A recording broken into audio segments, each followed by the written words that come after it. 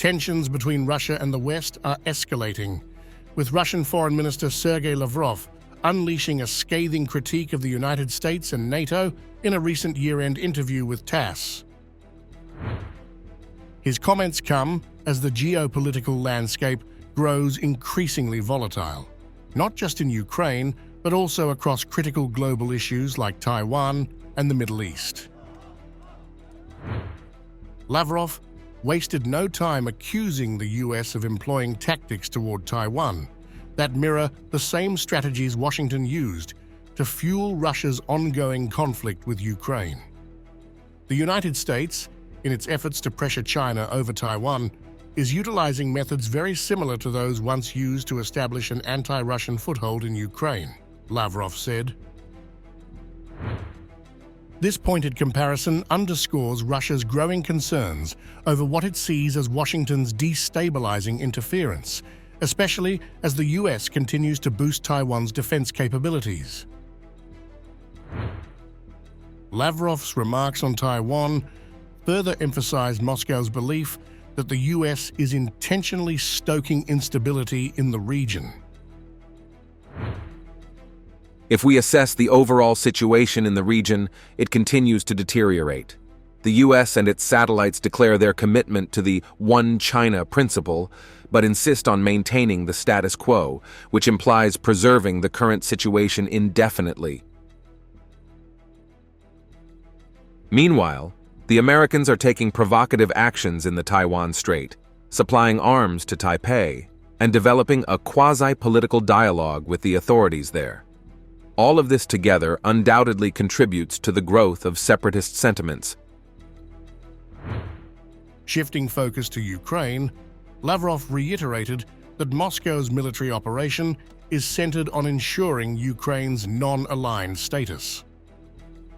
The multi-year expansion of NATO is one of the primary causes of the Ukrainian crisis, Lavrov stated, reinforcing that securing Ukraine's neutral status remains a primary objective of the operation.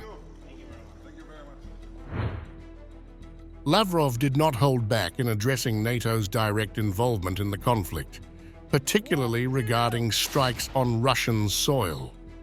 He was blunt about NATO's participation in attacks, including long-range missile strikes on Russian territory.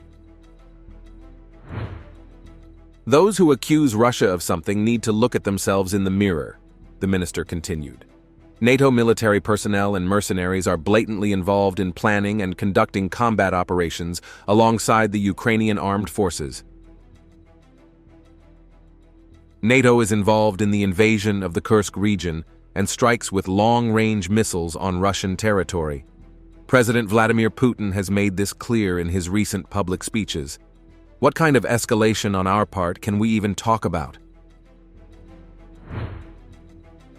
The foreign minister also dismissed the notion of a peace summit hosted by Ukrainian President Volodymyr Zelensky, reiterating Moscow's firm refusal to engage in negotiations under the current conditions. It is impossible to guess what Zelensky's public admission of his inability to regain lost territories by force means. Zelensky keeps making various statements all the time. We have stopped paying attention to them, frankly speaking. We do not believe statements, but rather facts, especially when it comes to the Kyiv regime. I have repeatedly emphasized that we are not going to participate in the peace summit, even if we receive an invitation. Lavrov's most alarming comments, however, came regarding the situation in the Middle East, particularly the escalating Iran-Israel confrontation, which he warned could reach a dangerous tipping point. The crisis, he noted, has been fueled in large part by US interventions in the region. The combination of the US's irresponsible actions in the region, coupled with its interference in Arab states' domestic affairs, has led to destabilization, Lavrov remarked, pointing to the widening violence and growing tensions, stretching from the Israeli-Palestinian conflict zone to the Red Sea. As these global tensions intensify, Lavrov's words serve as a stark reminder of the dangerous crossroads the world faces.